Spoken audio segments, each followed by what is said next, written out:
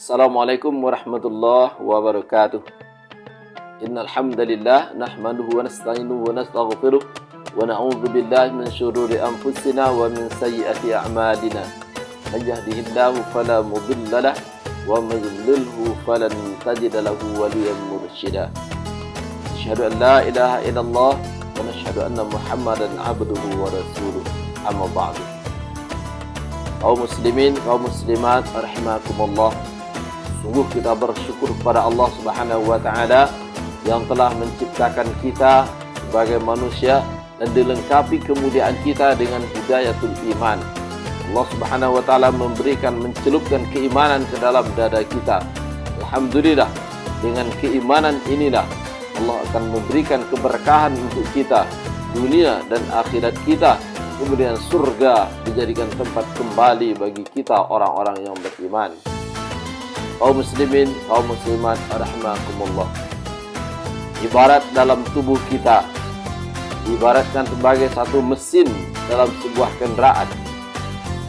Maka mesin itu perlu dijaga, perlu dipelihara, perlu diservis agar kondisi kendaraannya tetap stabil, tetap baik, tetap tokcer untuk dipakai kapan saja dan dimanapun saja.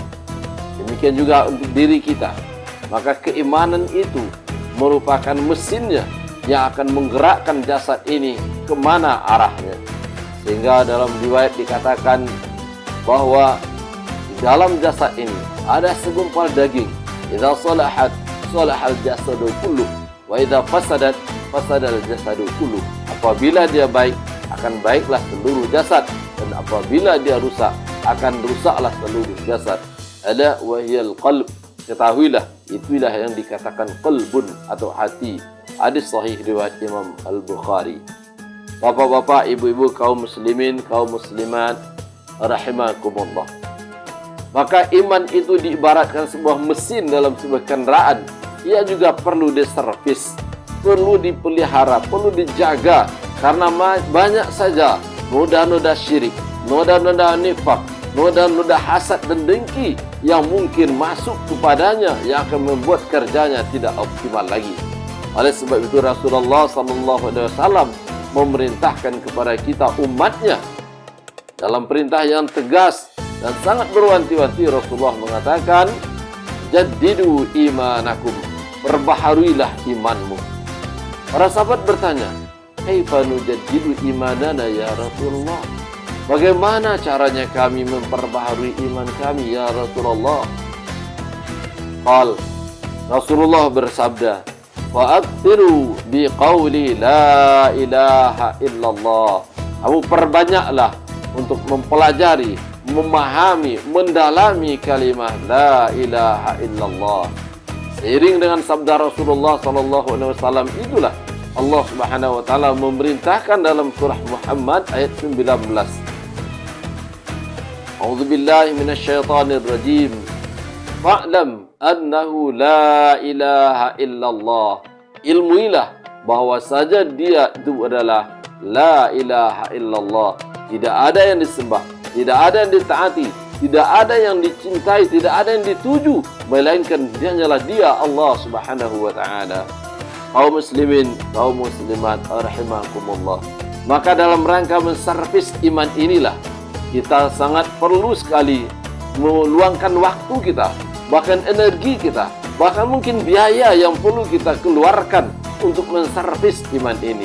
Taubahnya dengan kendaraan tadi, kita perlu menservisnya, meluangkan waktu untuk menservis, dan kita mencari bengkel yang pas, yang ahli, yang memang cocok untuk mencapai apa yang kita harapkan, sehingga mesin dari kendaraan kita itu tetap baik dan utuh.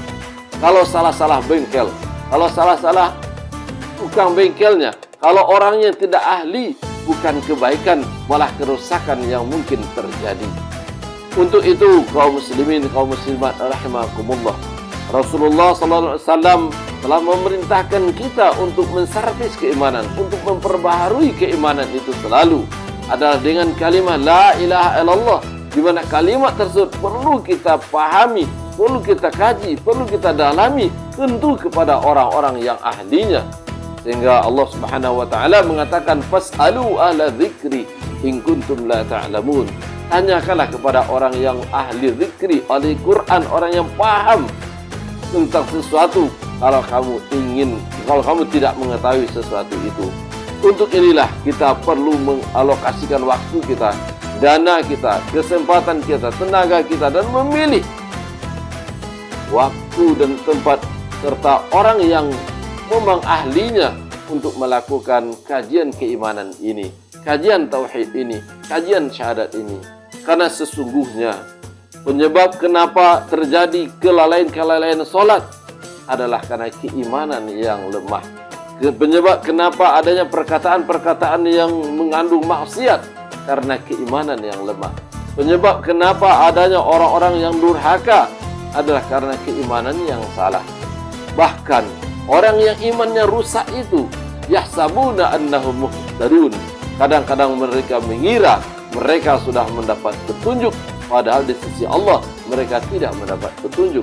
Dan yang lebih parah lagi adalah ketika ada orang yang mengaku dirinya beriman kepada Allah dan hari akhir, namun Allah Subhanahu wa taala menetapkan mereka wa ma hum bimu'minin, mereka bukan orang-orang mukmin.